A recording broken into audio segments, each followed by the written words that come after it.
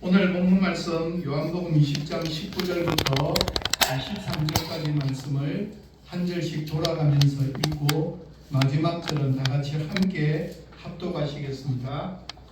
이날 곧 안식 후 첫날 저녁 때에 제자들이 유대인들을 두려워하여 모인 곳의 문들을 닫았더니 예수께서 오사 가운데 서서 이르시되 너희에게 평강이 있을지어다. 이 말씀을 하시고 성모와 옆구리를 부으시니 제자들이 주를 보고 기뻐하더라. 예수께서 또 이르시되 너희에게 평강이 있을지어다. 아버지께서 나를 보내신 것 같이 나도 너희를 보내노라. 이 말씀을 하시고 그들을 향하사 숨을 내쉬며 이르시되 성령을 받으라. 너희가 누구의 죄든지 사하면 사하여질 것이요 누구의 죄든지 그대로 두면 그대로 있으리라 하시니라. 아멘. 사도 바울은 고백하기를 예수님이 다시 살아난 것이 없으면, 다시 표현해서 예수님의 부활이 없으면 자신이 있는 믿음의 모든 것이 다 잘못되었다고, 헛된 것이라고 그렇게 고백했습니다. 다시 표현하면 사도 바울에게 있어서 가장 중요한 믿음의 핵심은 부활을 믿느냐 믿지 못하느냐에 달려 있었음을 고백하는 내용입니다.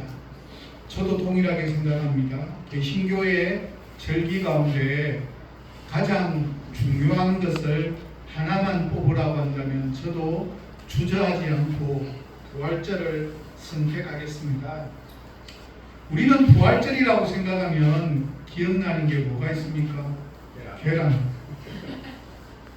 다시 살아나고, 그래서 나누고 먹고 이웃들에게도 나누어 주었던 것이 생각납니다. 뿐만 아니라 오늘도 우리는 서로 주님께서 부활하셨습니다. 진짜 정말 참말로 부활하셨습니다 라고 인사를 나누었습니다. 그만큼 함께 꼭 축하해야 될 날이기도 합니다. 그러나 저는 한편으로 부활주의를 맞이할 때마다 기쁘면서도 다른 한편으로는 마음이 썩 편하지는 않습니다. 왜냐하면 부활주일이 매년 찾아오는, 매년 반복되어지는 연례 행사처럼 생각하는 우려가 많기 때문입니다. 무슨 말인가 하면 부활 자체보다는 부활에 대한 믿음이 내 삶 속에서 어떻게 나타나고 있는가라는 사실이 더 중요한데, 우리는 그것은 온데간데 없이 부활주의 그 자체에 초점을 맞추고 있기 때문입니다. 그럼 도대체 왜 이런 생각을 하게 되었을까요? 옥하는 목사는 여기에 대해 이렇게 질문합니다. 예수 부활을 고백하는 나의 믿음이 부활의 주님을 고백하는 나의 믿음의 삶과 일치하고 있는가? 라고 그렇게 물어보고 있습니다. 여기서 말하는 예수 부활은 역사적인 사실과 지적인 것에 내가 그것에 대해서 알고 있는 내용이라고 한다면, 부활의 주님은 나의 믿음 생활을 해나가는 삶 가운데 내가 얼마나 그분을 직접 경험하고 만나고 체험하고 있는가라는 사실을 가리키고 있는 내용입니다. 예수 부활을 이야기하는 사람은 예수님이 살아나셨다는 그 사실에만 강조점을 두지만, 부활의 주님을 이야기하는 사람은 예수님께서 살아계셔서 지금도 나와 함께 하심에 대한 사실을 강조한다는 사실입니다. 다시 말해서 예수 부활은 주님이 묻히셨던 무덤을 주목하게 만들지만, 부활의 주님을 정말 믿고 살아가는 믿음의 사람은 지금도 나와 함께 동행하고 계시는 살아계신 주님을 주목하게 만듭니다.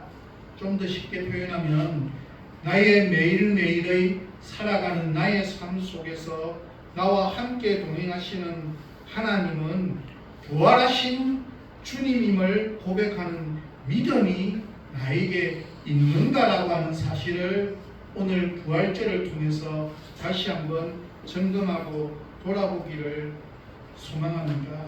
부활의 주님은 나의 믿음의 마음 가운데 정말 주님이 자리하고 있느냐 없느냐에 대한 강조점이 있음을 우리는 돌아보게 됩니다. 오카는 목사님의 요한이 전한 복음 3번째 책에서 한 예화를 소개합니다. 아주 유명한 영화죠. 배너라고 하는 영화를 만들게 된 계기는 소설을 가지고 영화로 만들었습니다. 이 원작 소설을 지은 사람은 월러스인데 이 소설을 쓰기 시작할 무렵에는 예수 그리스도에 대해서 아무것도 모르는 상태였습니다. 그가 알고 있는 것이라고는 그의 친구가 들려준 한마디 비관적인 예언뿐이었습니다. 기독교는 얼마 후에 이 세상에서 존재를 감추고 우리의 기억 속에만 남아있을 것이다. 거짓말로 이루어진 종교이기에 사라질 것이라는 이야기였습니다. 그러나 그는 배너를 쓰기 위해서 그 배경이 되는 시대를 알아야 했기에 성경을 읽기 시작했습니다. 그런데 성경을 읽는 가운데 놀라운 삶의 변화가 일어나기 시작합니다. 살아계신 주님을 만나게 되었습니다. 그는 자기에게 일어난 변화를 배너라는 주인공 그 인물에 고스란히 그대로 투영하게 됩니다. 배너는 원래 칼과 창으로 민족을 해방시키겠다고 결심했던 사람이었습니다. 그러나 그의 손에서 칼을 빼앗아간 사람이 누구이겠습니까? 죽으시고 사흘 만에 부활하신 예수 그리스도셨습니다. 이 예수님을 만난 후에 배너가 완전히 딴 사람이 되었습니다. 이 세상에서 부활하신 주님을 만난 사람치고 변화되지 않는 사람은 없다는 사실입니다. 우리도 이 자리에 있다는 사실은 변화를 갈구하기에 이 자리에 있을 수가 있습니다. 서울구치소 경기교도대 대대장을 역임하신 박효진 장로는 자신을 통해서 구치소 안에서 일어난 하나님의 역사를 증언하는 책을 한 권 쓰게 됩니다. 그 제목이 무엇인가 하면 하나님이 고치지 못할 사람은 없다라고 하는 책입니다. 한마디로 아무리 흉악한 사형수라 할지라도 그에게 부활하신 주님의 복음을 증거하기만 하면, 예수님 앞으로 그를 인도하기만 하면 전혀 새로운 사람으로 하나님께서 고쳐주시고 살리시더라는 뜻에서 정한 책 제목입니다. 그분은 그래서 사형수를 결코 흉악한 사형수로 보지 않는다라고 이야기합니다. 그분은 구치소로 들어오는 사형수들을 하나님께서 자신의 손에 맡겨주신 하나님의 뜻이 분명히 있다라고 믿었던 분이었습니다. 그래서 그들이 비록 세상의 법정에서는 돌이킬 수 없는 죄인이 되었다 할지라도 하나님 앞에서는 죄사함을 얻게 하는, 구원을 받지 못한다면 그것은 전적으로 믿음을 먼저 가지고 있는 자신의 책임이라고 박효진 장로님은 항상 생각하고 그들을 그들을 대했다라고 이야기합니다. 그래서 사형소들과 때로는 함께 부둥켜 안고 끌어안고 눈물로 보내기도 하고 때로는 찬송하고 기도하면서 끝내 그들을 그리스도 안에서 구원받게 만드는 그분이야말로 어떻게 보면 부활하신 주님을 매일 순간순간을 경험하며 살았던 분이 아닐까 그렇게 생각합니다. 오늘 본문의 배경이 되는 요한복음 20장에도 부활하신 예수님을 직접 만나고 완전히 변화받게 된 세 그룹의 사람을 소개합니다. 먼저는 막달라 마리아라고 하는 부인과 이름이 밝혀지지 않는 몇몇 여인들이 나옵니다. 그리고는 오늘 본문인 두 번째 그룹에 등장하는 것은 다른 10명의 제자들과 이름이 알려지지 않는 소수의 무명의 제자들을 통해서 변화된 모습을 우리에게 소개합니다. 그리고 24절부터 30절까지에는 마지막 그룹에 등장하는 도마, 예수님의 제자였던 도마라는 제자가 등장합니다. 이들은 한결같이 부활하신 예수님을 본인들이 직접 만났습니다.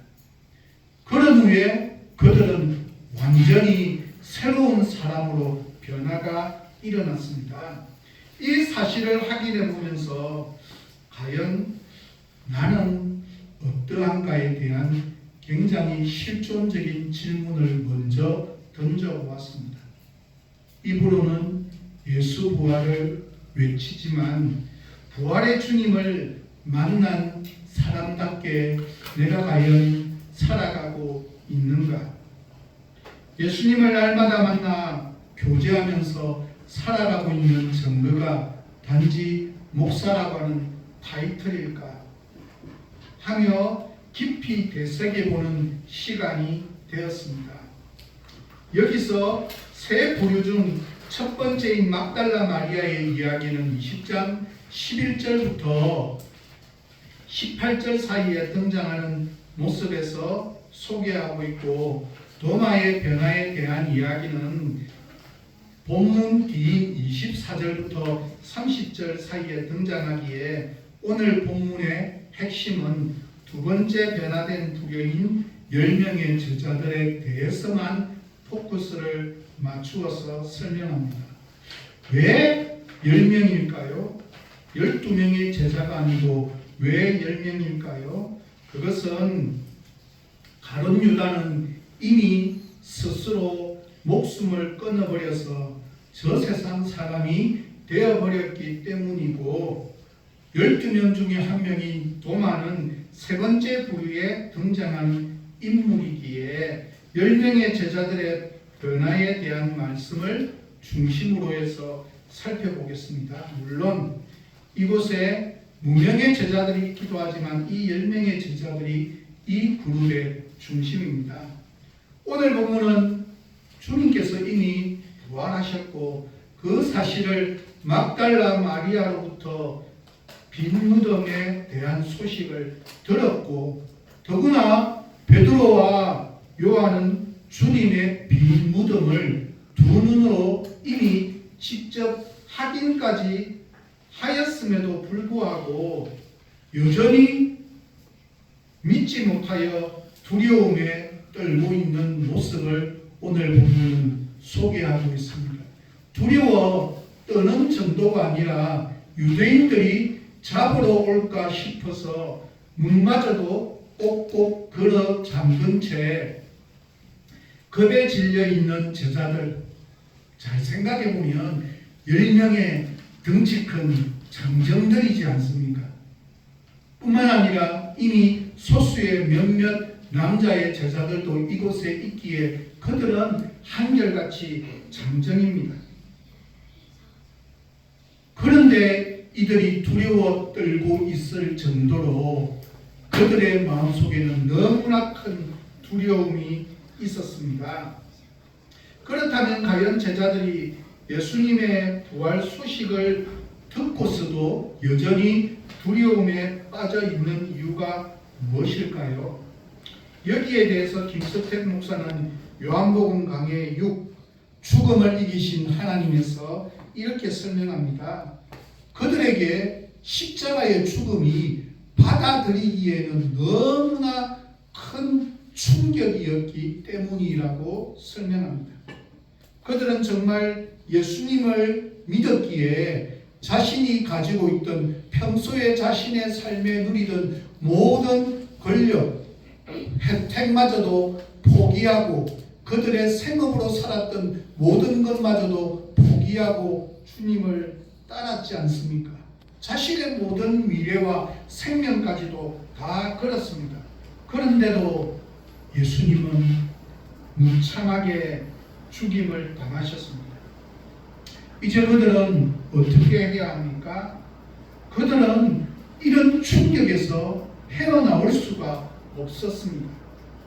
예수님을 믿는다는 게 바로 이런 것일 때가 우리의 삶 가운데 얼마나 많이 있는지 모릅니다. 나는 스스로를 책임질 수 없는 죄인임을 깨달았기에 예수님께 내 모든 것을 맡겼습니다. 그럼에도 불구하고 내가 생각하고 있는 일들이 내가 원하는 방향대로 이루어지기보다는 이루어지지 않는 더 많은 경험들이 우리의 삶 속에 있지 않습니까? 그렇게 되면 인간은 누구나가 다 마음속에 점점 두려움과 의심이 생기기 시작합니다. 혹시 하나님께서 나라고 하는 존재를 잊어버린 것은 아닐까?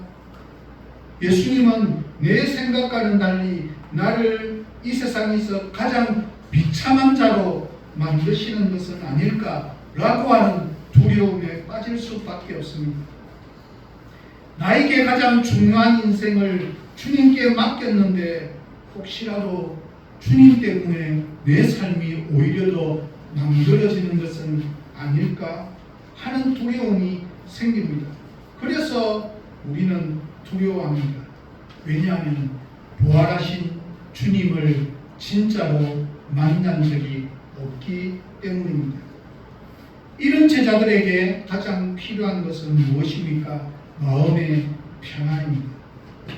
지금 제자들의 마음속을 가득 채우고 있는 의심과 불안을 이겨내어야 합니다.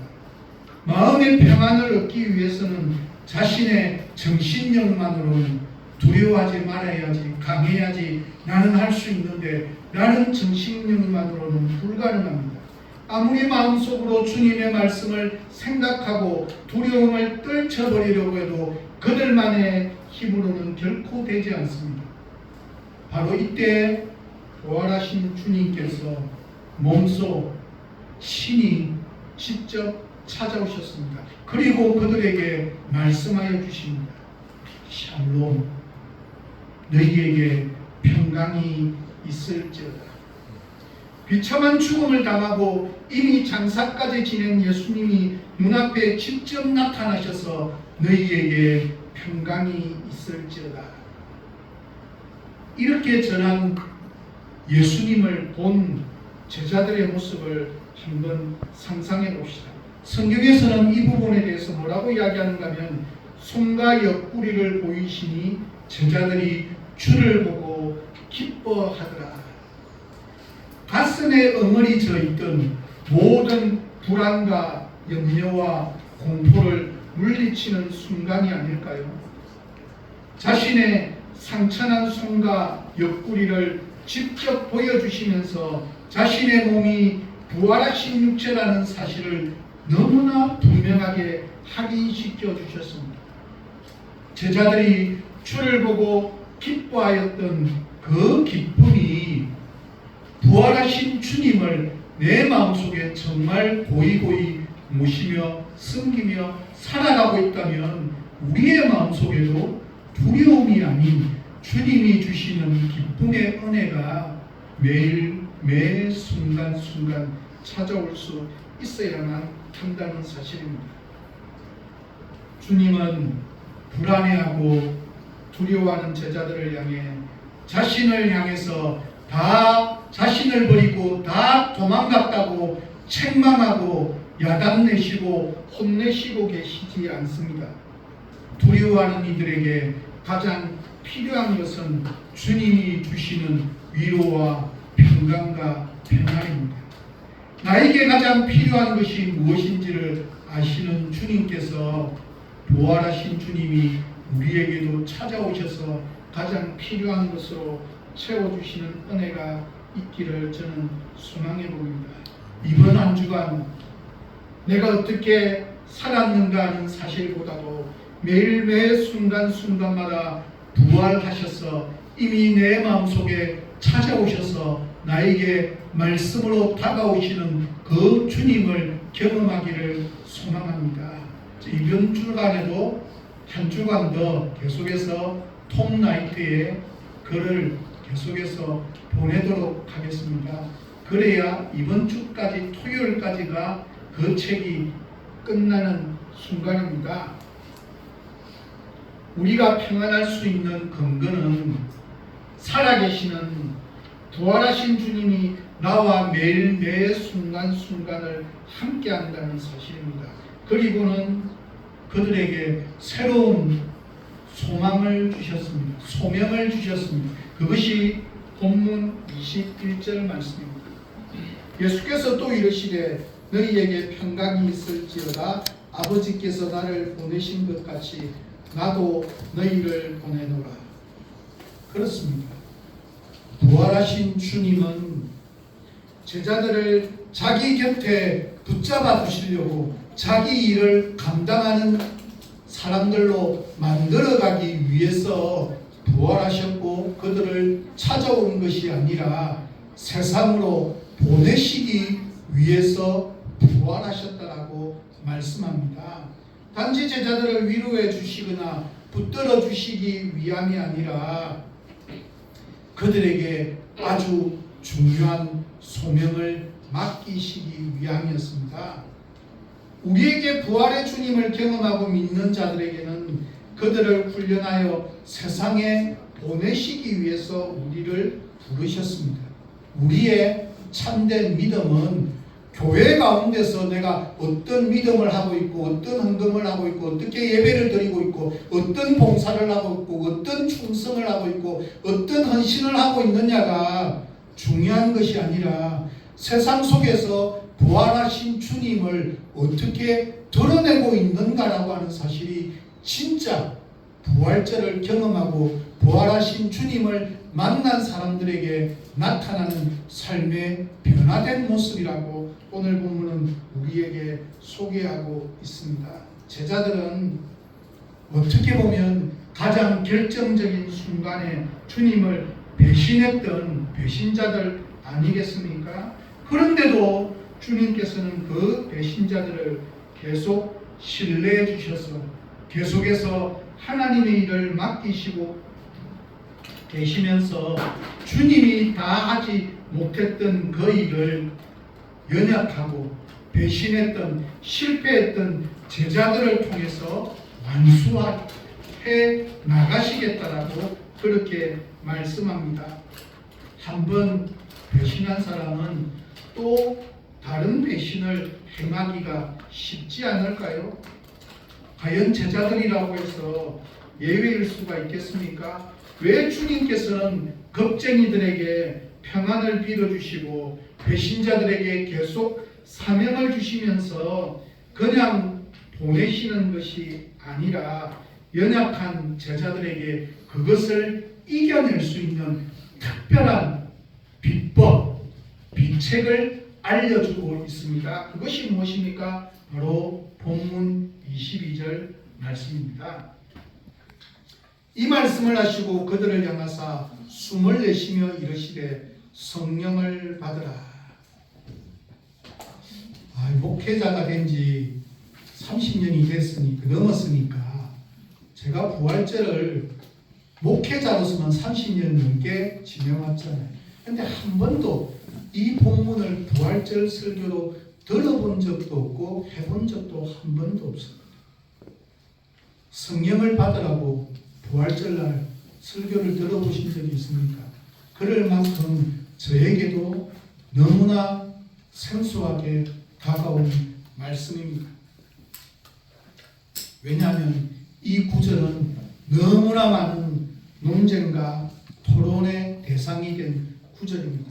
가장 중요한 것은 여기서 주님께서 제자들에게 성령을 받으라고 하신 것이 오순절에 임하신 성령, 불과 바로 뒤에 나오는 사도행전에 오순절날 임한 성령과 어떤 관계가 있느냐라고 하는 문제 때문에 너무나 많은 논란이 되고 있어서 끊임없이 글들이 여기에 대한 글들이 엄청 많은 게 신학계의 문제입니다. 그래서 종교개혁의 지도자였던 칼뱅은 이렇게 이 부분을 해석합니다. 이곳에서 성령이 은혜로 살짝 뿌려지듯 주어지고 오순절 성령 강림은 성령으로 헌법 적시는 때라고 그렇게 주석합니다. 어쨌든 제자들이 살짝이나마 성령을 받았다라고 하는 해석처럼 느껴지는데 저는 이 부분에 대해서 반대합니다. 성령은 살짝 받거나 헌법 받거나 하는 것이 아니라 성령의 임하심은 단 한 번의 일회성으로 모든 것이 완벽하고 충족되어진다라고 이미 성령 강림절에서도 설교를 했습니다. 차이는 무엇입니까? 성령 세례를 받는 것은 한 번으로 족하지만 매일 매 순간순간을 성령의 은혜 속에서 살아가기 위해서 성령 충만함이 필요하다라고 이야기했습니다. 기억나는지 모르겠습니다. 그러면서 이재철 목사의 예화를 들었던 게 생각납니다. 어떤 예화를 들었습니까? 실수로 생각납니까? 결혼의 관계로 이야기했지 않습니까? 결혼은 한 번 하는 거고 결혼의 관계를 유지하기 위해서는 끊임없이 사랑의 고백이 계속해서 지속되어지고 노력해가는 것처럼 똑같은 것이라고. 결혼해서 부부가 되실 하나님과 우리가 하나님이 내 마음속에 임재하는 것은 성령 세례로 끝난 거예요. 근데 그 하나님과의 관계를 끊임없이 사랑의 관계로 이끌어가기 위해서 끊임없이 사랑의 고백이 필요하듯이 성령 충만이 있는 것이라고 설명했습니다. 본문 22절에서 성령의 사람이 되기만 하면 아무리 겁쟁이였다 할지라도 어떤 상황에서든 참 평안의 삶을 누릴 수 있다라는 뜻입니다. 성령 안에 거하기만 하면 씻을 수 없는 배신의 전파자라 할지라도 주님의 제자로 선택되어져서 사명을 감당할 수 있다는 뜻입니다. 그렇다면 성령의 사람이 된다는 것은 구체적으로 무엇을 의미합니까? 여기에 대해서 이재철 목사는 요한과 더불어 9번째 산책에서 이렇게 해석합니다. 본문에서 숨을 내쉰다라는 동사의 원어적 의미는 숨을 풀어넣었다라는 뜻입니다. 주님께서는 그냥 성령을 받으라고만 말씀만 하신 것이 아닙니다. 주님이 가지고 계신 지금 십자가에서 상처난 그 몸, 그 상태 그대로 찾아오셔서 주님의 숨결을 제자들에게 불어넣어 주시면서 성령을 영접하라고, 성령을 온전히 받아들이라고 말씀하셨습니다. 하나님의 영이신 거룩하신 영, 즉 성령이란 예수 그리스도의 숨결, 삼위일체 되신 하나님의 숨결입니다.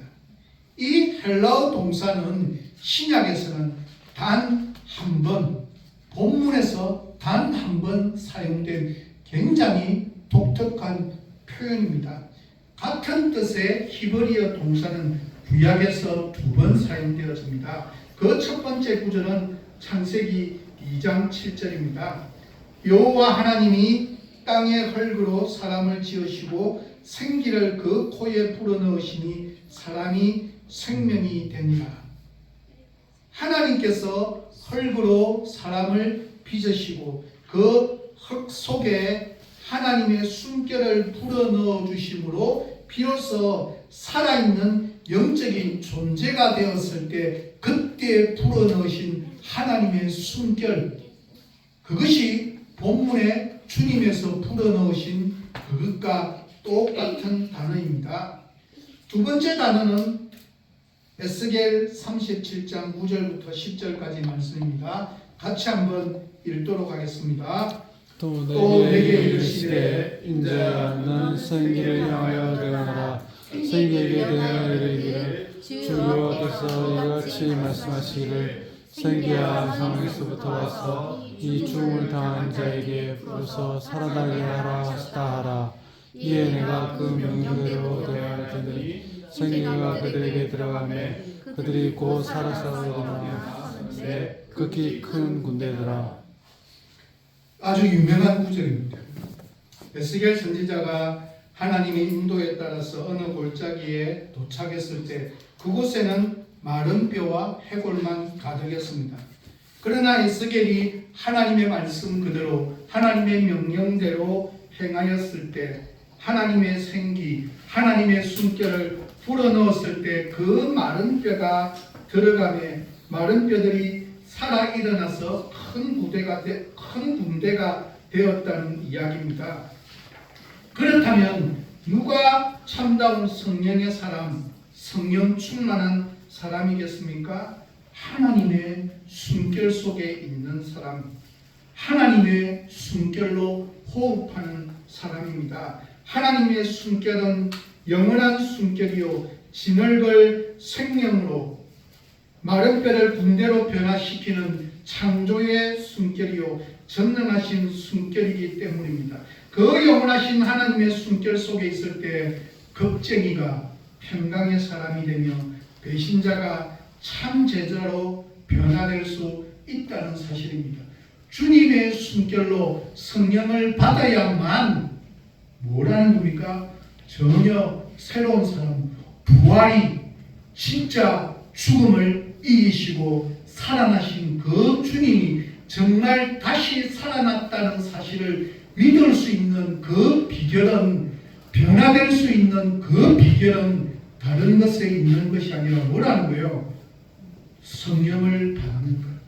주님의 숨결과 내가 매일 매 순간을 더불어 함께 살아가는 것으로 마무리될 수 있다는 사실을 우리는 기억해야 합니다.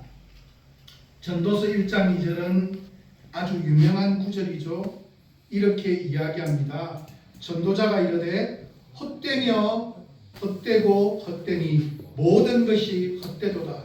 유명한 솔로몬의 고백이지 않습니까? 솔로몬은 지혜와 부귀영화의 상징입니다.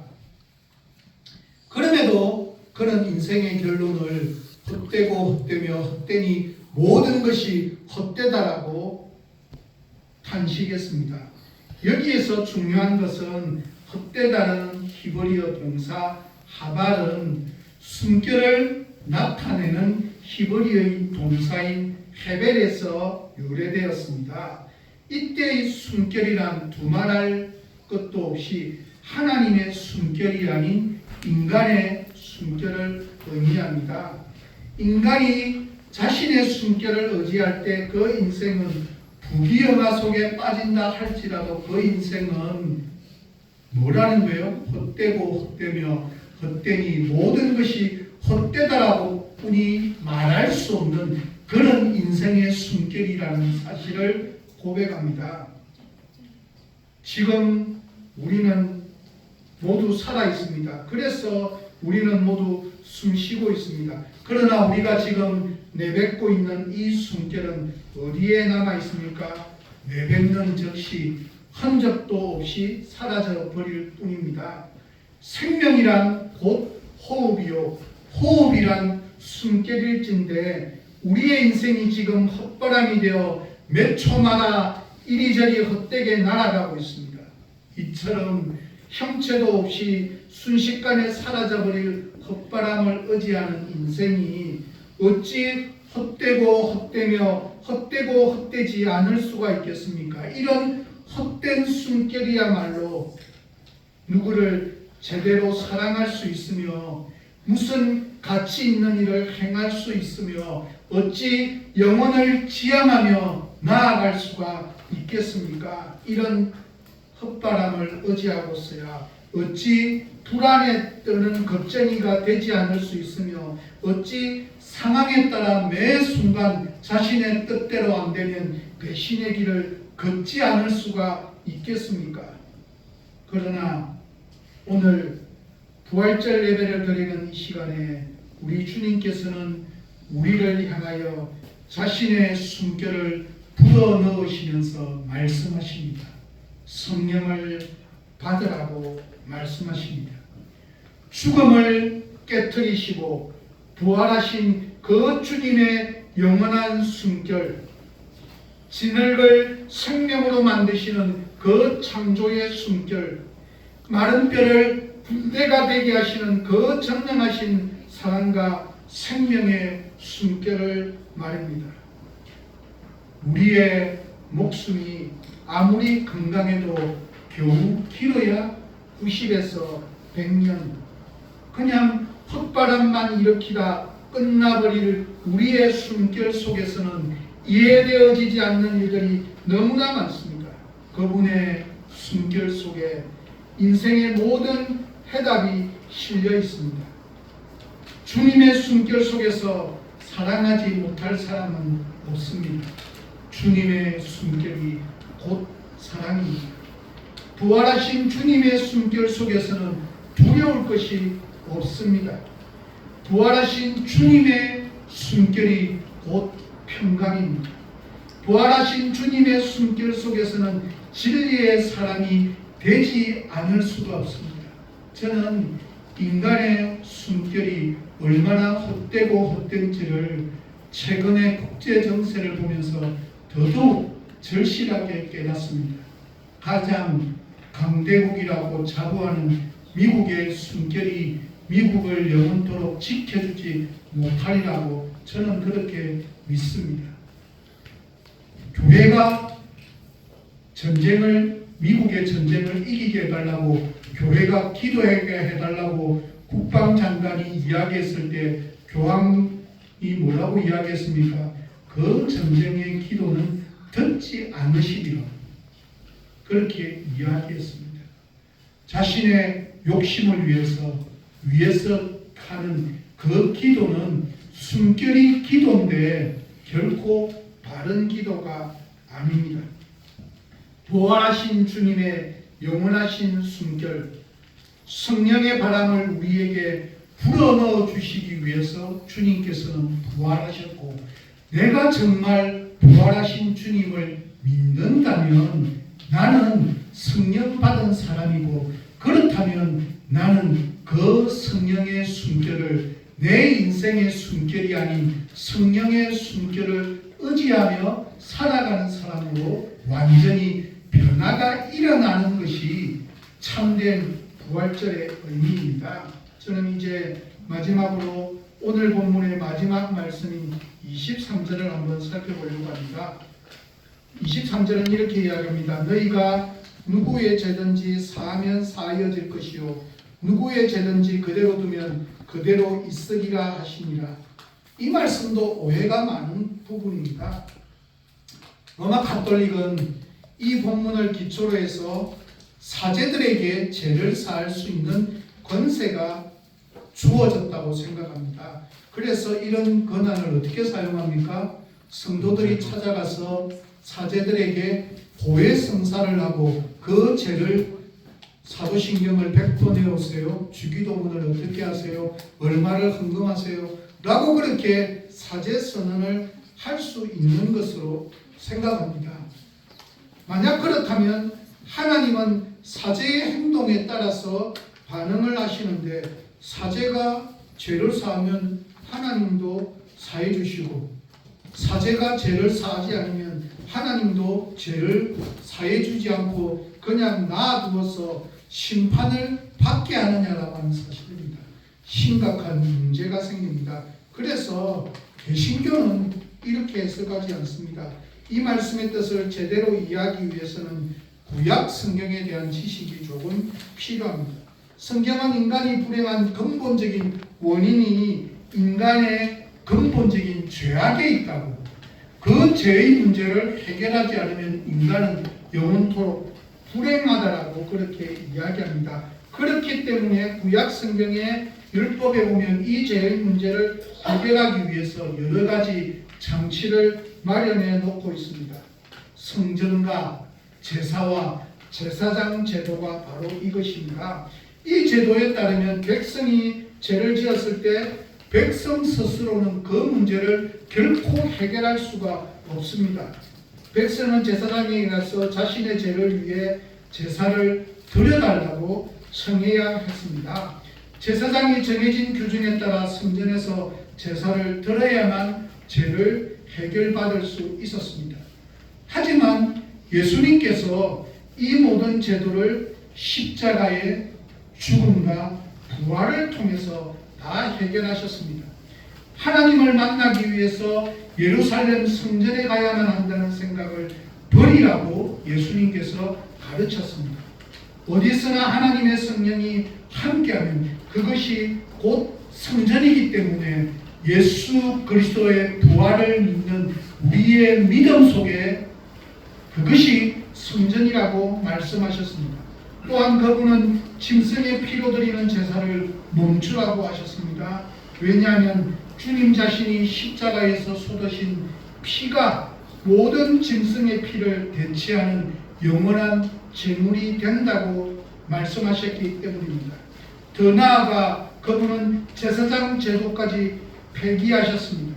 하나님과 사람 사이에 더 이상 중재자가 필요 없다고 하셨습니다. 이제는 더 이상 예루살렘 성전에 가서 제사장에게 제사를 드려달라고 청하지 않아도 됩니다. 예수님께서 십자가 위에서 드리신 단 한 번의 영원한 제사로 인해서 우리는 언제나 하나님 앞에 나아가 죄의 문제를 해결받을 수 있게 되었습니다. 이것이 바로 예수님의 십자가의 사건과 부활 사건으로 말미암아 온전히 이루어지게 된 은혜입니다. 이것을 믿는 것으로 우리의 죄의 문제를 해결하도록 만든 근원이 되었다라고 그렇게 말씀합니다. 저는 오늘 말씀을 마무리하려고 합니다. 부활하신 주님의 관심은 세상에서의 성공이 아닙니다. 돈도 아닙니다. 출세도 아닙니다. 자녀의 수석 입학과 수석 졸업도 아닙니다. 좋은 직장에 들어가도록 만드는 것도 주님의 부활의 이유가 아닙니다. 부활하신 주님을 믿는 사람들을 향해서 이렇게 말씀하십니다. 너는 부활을 정말로 믿느냐고. 그렇다면 성령을 받아야 한다고 말씀하십니다. 그런데 성령을 받으라고 하니까 사람들이 성령을 마치 하나의 물질적인 의미로 생각합니다. 아니면 성령의 불, 성령의 바람이라고 하니까 성령을 하나님께서 주시는 영적인 에너지, 일종의 감화력 또는 능력으로 생각합니다. 그러나 성령님은 전기와 같은 영적 에너지도 아니고 어떤 일이 일어나게 만드는 전류와 같은 감화력도 아닙니다. 에너지는 인격이 없습니다. 성령님은 지, 정, 의를 완벽하게 가지고 계신 삼위 하나님이십니다. 그분은 영광과 권능이 동전하신 지존하신 하나님이십니다. 기독교 신앙이란 성경에 등장하는 수없이 많은 믿음의 영웅들을 추앙하고 교훈을 본받자라고 하는 정도를 이야기하는 것이 아닙니다.